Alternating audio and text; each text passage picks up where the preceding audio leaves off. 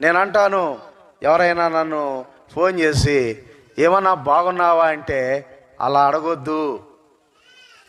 ఈ దినాల్లో బాగున్నావా అనే మాట కంటే కూడా ఏమడగాలంటే అవతల వాళ్ళు కోప్పడినా పర్లేదు, అన్నా ప్రభువునందున్నావా, ఆత్మీయంగా ఉన్నావా, ఇలా పలకరించండి.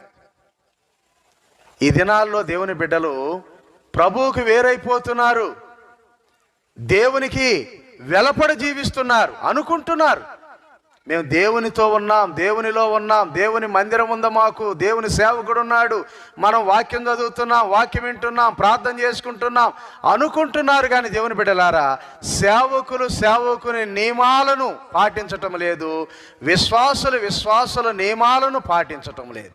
అరుదు, అందరూ కాదు. ఎక్కువ మంది తప్పిపోతున్నారు, తొలగిపోతున్నారు.